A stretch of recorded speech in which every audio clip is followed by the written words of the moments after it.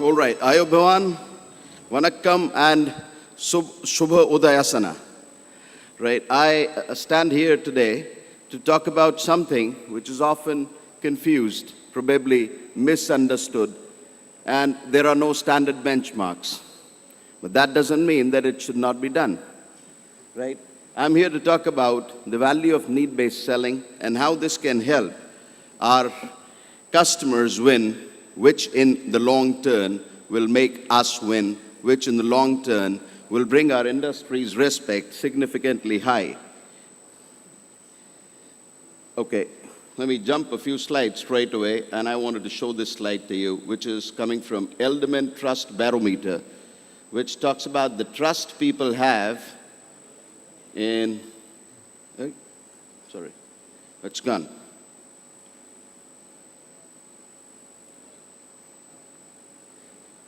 Oh, sorry, yeah. Now, this slide is basically a research from Edelman Trust Barometer, and this is a very, very clear indicator why should we follow need-based selling. You can see that financial services industry, right, is right at the bottom of Trust Barometer, not just in India, Sri Lanka, but globally. That means this is the amount of trust we have in people. If you see, the technology is at the top of the pyramid. I mean, it's not pyramid. Now, if you really go deep into finding the reasons why this trust on insurance industry is at the bottom of this particular survey, 90% of indicators would be towards need-based selling. The buyer's remorse, which actually means to say that the customer regrets whatever he purchased, right? Now, if you want to really have the trust, because I'm sure you will agree, each and every one of you who goes, meets customers, and tries hard to sell a financial product, you will agree that the biggest factor which works in your favor if you are able to sell is trust. The biggest factor which works against you if you fail to sell is lack of trust. Now, if you have to have trust, and imagine, let me give you an example, right? If you take your son or daughter, and God forbid they never fall ill, but if they do, and you take them to a doctor, and a doctor says, okay, let me check the pulse, and gives medicine within half a minute.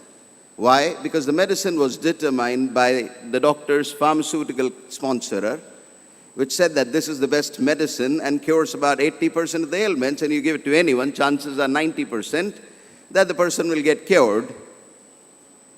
Now, you don't come back satisfied. You probably will not refer this doctor to someone else.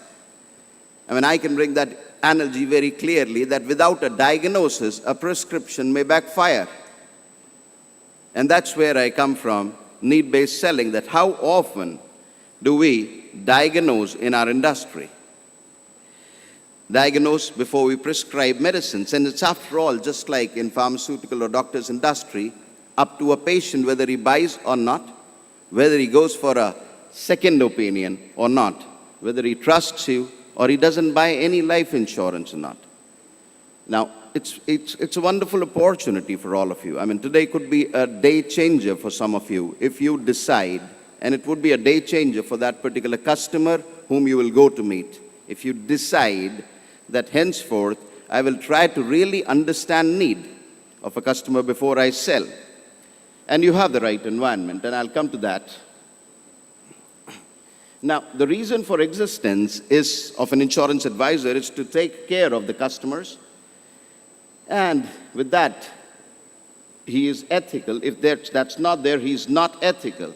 And the concept of agency is he works in the best interest of the customer. He also works in the best interest of the company. And ethics and need-based selling are practically one and the same thing because, right, ethics is that branch of philosophy which symbolizes, systemizing. Now, systemizing is very, very important because there are very rare chances that a person who does not work following a specific process of identifying customers' need, the likelihood of this person being able to do need-based selling is very, very less. Therefore, there is a need for all the organizations to put in place a system, a process that helps people, not just helps, but enables people, empowers people, do proper need-based selling, which starts with the diagnosis, which starts with finding the right set of solution, and I'm not saying product because it may be combination of few, and then presenting the solution matching a customer's need. Now, well, it all basically comes from ethos, customs, and I'm very, very hopeful in Sri Lanka that ethos, customs are very deep-rooted. And I see that on a road. You know, when you drive and there is a pedestrian crossing, even if there is no red light and there is a pedestrian standing, I'm very happy to see that people stop. In many cultures, including India, that does not happen. And which is a clear indicator that the hope in Sri Lanka is many times higher, that if you really want to care, the care is in the culture. And if you really want to care, the care can only be done with the customer when you do need-based selling. Now, let's talk about some more thing. Ethics, well, is knowing the difference about what needs to be done and what gets done, and the difference between law and ethics. You know, whatever selling we are doing so far, right, is it legal? Oh yes, it is legal. The question is it need-based or ethical? Because legal or law sets the bare minimum standards of human behavior. But if we talk about ethics, it sets the optimal standards of human behavior, which your customer actually expects from all of us. So it's not just about being legal, it's not just about getting the papers right, it's not just about getting a policy sold to a customer by getting a complete disclosure of all the ailments of the customer. That's legally right. But being able to identify the customer's need and selling to the customer need is about being ethical. And let me tell you, nobody wants to be unethical. None of us who goes to field to sell, and I often go to field to sell with many advisors, and I would have sold about 800 cases in the last 10 years. None of us really want to be unethical. All of us want to be very ethical, very caring to the customer. But the problem with this world is that people turn out to be unethical in the absence of competence.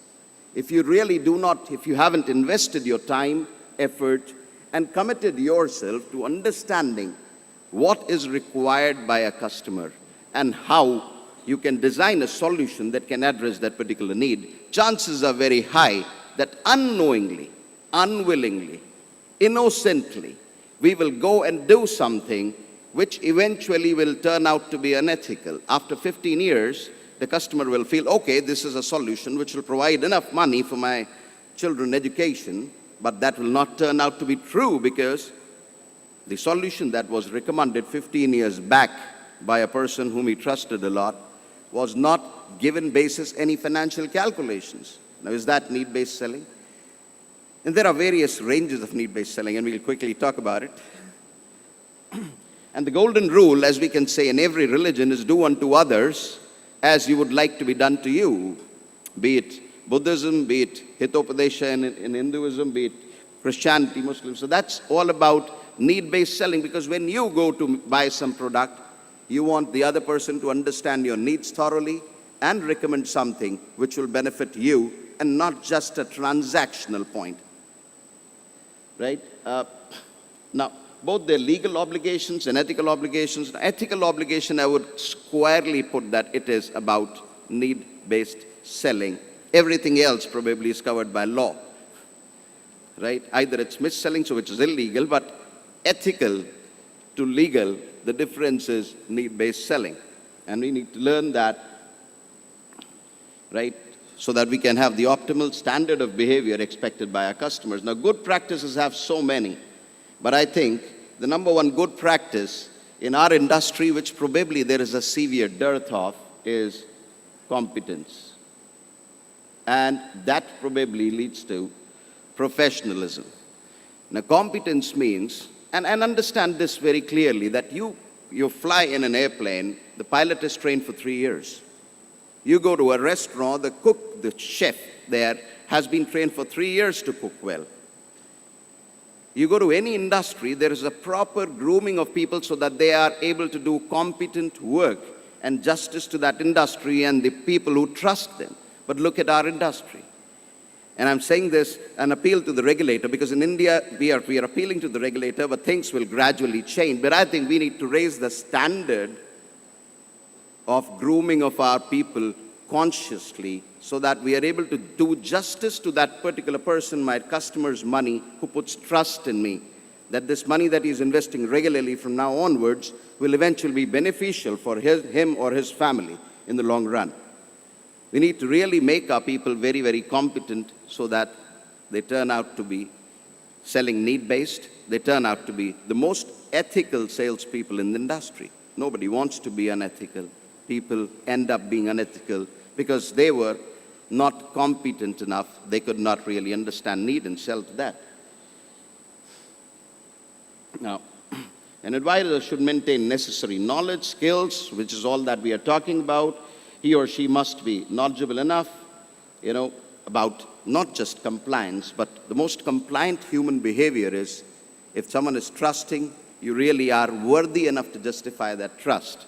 And I'm putting the onus squarely on all of us to be able to really learn the nuances, learn the art, learn the science of need-based selling and do it, right? So it's about right conduct. Sorry, this is a repeat. I don't know how it came, so. It's very simple, and I was talking that how would you feel that, how would you feel that if you were sold something by a salesman who was very confident about selling things, right? But he was not sure that how would this particular solution help you. The salesperson was not confident, and that's what happens most of the time, as an agent. Because of various marketing things in the branches, we are made to believe that this is a best product. Now, every product can be best product under many, many circumstances, but the same product may not be the right fit in many other circumstances. So there is nothing like a best product in our industry. All products are good for specific set of needs. And that's where the challenge is. Right? You have been, saving a substantial amount of money. I mean, that's from a customer's viewpoint, that he has been saving a substantial amount of money for years. Later, he realized that the person he trusted to invest that money for him probably was not competent enough. And the problem here is, guess what? He will not realize this then. He will realize this after about 10, 15, 20 years, believing that his needs are fulfilled. But after 15, 20 years, when that situation actually arises, that goal actually comes, he may fall short of resources, because the selling was not done basis financial planning, basis need. Right? Any customer who was sold insurance without proper need, identification will feel the same sooner or later. So you can do a lot today to ensure that that does not happen. Right? Now, presently, most of us, I would say most, and I'm saying that openly, fail to identify customers' needs. And you would say, no, hell, I identify customer need. His biggest need was his daughter's higher education, or son's higher education, or retirement, and that was his biggest need. Now, I understand that you have identified the name of the need. And imagine if we all of us are adults, and I say adults are babies in bigger bodies, but understand, if you were given a dose by a doctor for your fever, which was in pediatric doses, will it work? So when you're identifying need, are you quantifying it enough? Am I competent enough to really quantify a need, which is the present value of a future need? Am I able to identify after how many years exactly is my customer going to need this money? I'm not just talking about giving him adequate sum assured. I'm talking about fulfilling various other needs also simultaneously, so that insurance, as it is, becomes, which it is, that it's a self-completing financial tool, and it gains that respect for every purpose which is worth really caring for, by heart of a customer. Right? So, and the result is that lapsation is very high. The cross-sell, upsell opportunities are very, very low. If I go to ask for a referral from a customer, many a times as an agent, I am hesitant because if I go to ask a customer, I mean, the first step to taking a referral is asking customers, how did you feel? Do you feel that whatever we did together today was really a nice way to approach your needs? Now that takes some expertise to do. We need to acquire that expertise. Because if you do not get referrals, which many of us probably are hesitant to ask, or if we ask, it is after a push sale, which happens when there is no need-based, customer says no. And then you have to resort back to cold calling. And as I was just telling Mr. Ravi Kumar a little while back, that cold calling is God's punishment to you for not being able to take referrals. And you didn't get referrals or recommendations because you didn't do a need-based selling, or we were not competent enough to learn need-based selling, right? Now, one thing which happens in selling, it is not telling, and there are many researches about it. In India, the largest photocopier in 1992 was Canon, right? Then there is a company called Xerox, which came to India in about 1988. In about 5 years, it captured 92% of total photocopier market. They didn't have lower prices. Xerox did not have lower prices. Xerox did not have more service centers. Xerox, did not have additional features. The only difference that Xerox did was that unlike Canon people used to go and say, this is what our photocopier can do, 1, 2, 3, 4, 5, 6, 7, 8. Xerox people said, no, let's change. They started going and asking, what if you had a photocopier, would you expect from it? Are you understanding? That's what is a market disruptor. And it happens because one company in that photocopier market, where the requirement for need-based selling probably is far lesser as compared to insurance industry, chose to do that. They grew market many times bigger because then customers were aligned to it. They were actually thinking that this is one company which is giving me a machine or a solution which is exactly aligned and tailor-made and customized to my needs. Would be better value for money. And they were charging a little higher. That same thing happens in insurance industry, but in a much larger magnitude. As Mr. Ravi Kumar was saying, and we have also experienced that, and when the suitability requirement is not met, it's usually because of lack of competence on the part of the advisor.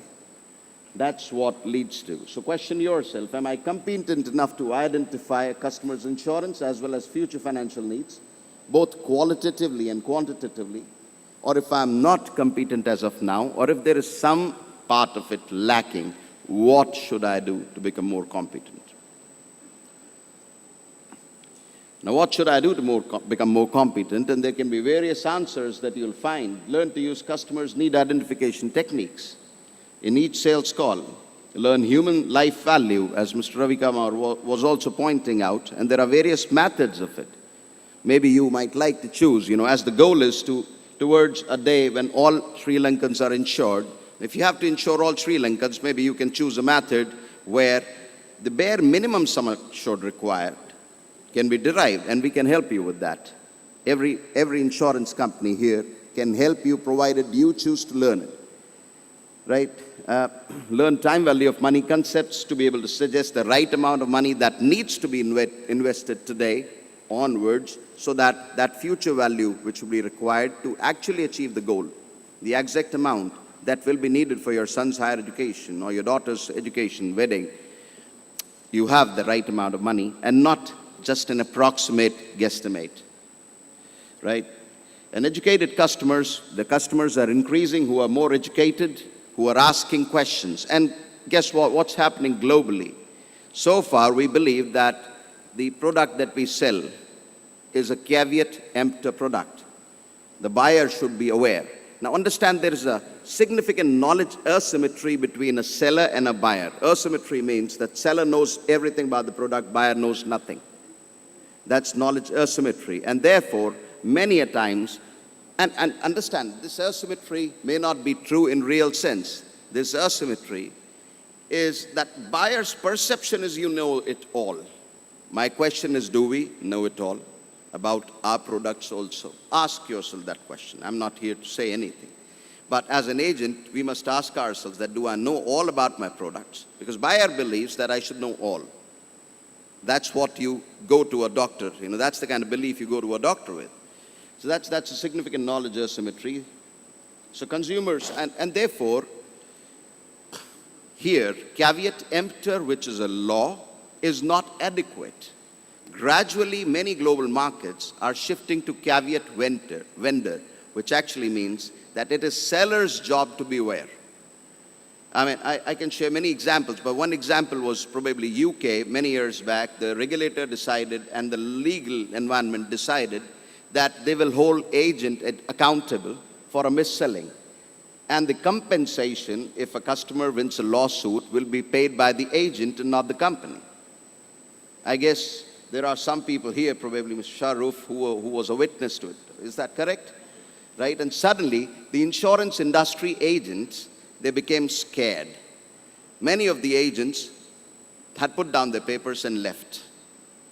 But what happened to the industry? In about 5 years, the overall industry business doubled, because these customers started trusting that now the people who are left in this industry are highly accountable, they're highly competent to do justice to their hard-earned money.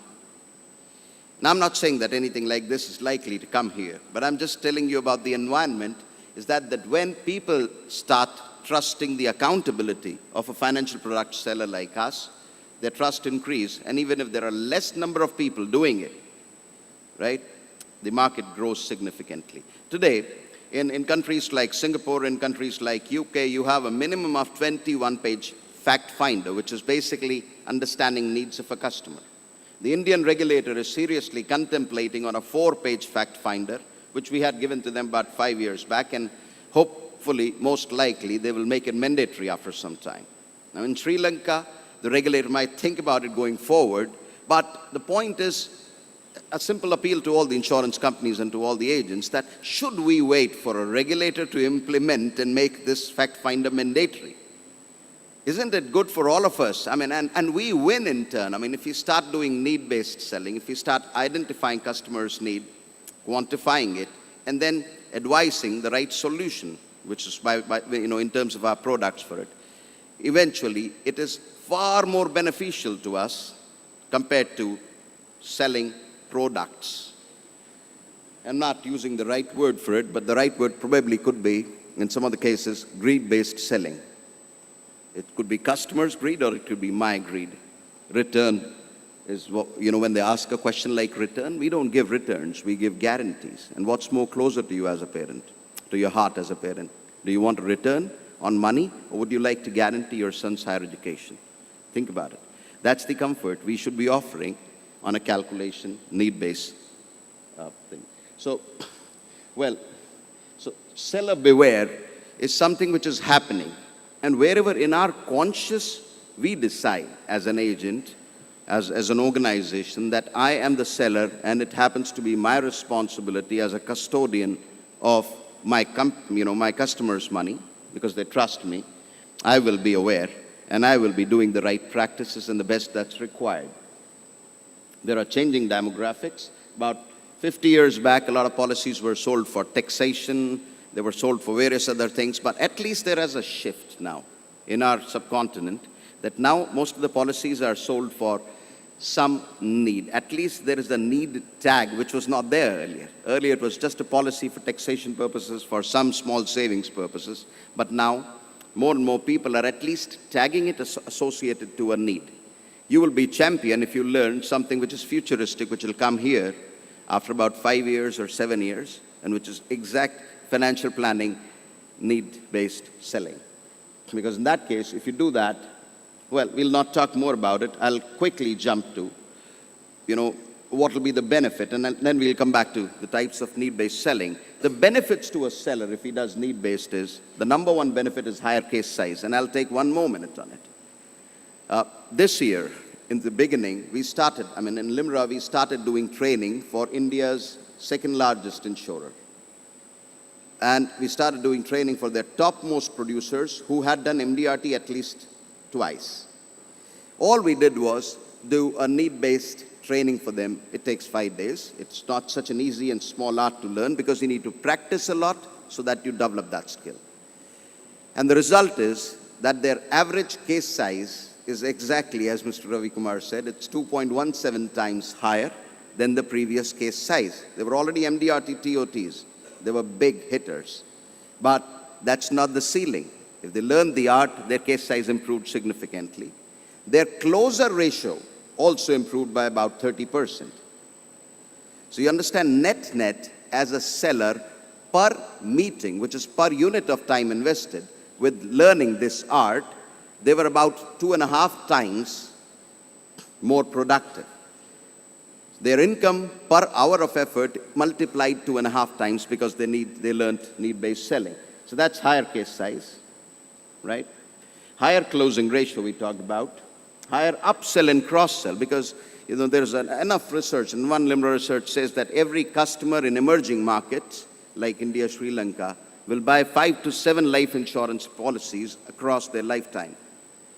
Now the point is, if you have sold need-based, chances are almost 90% that they'll buy all 5 or 7 from you.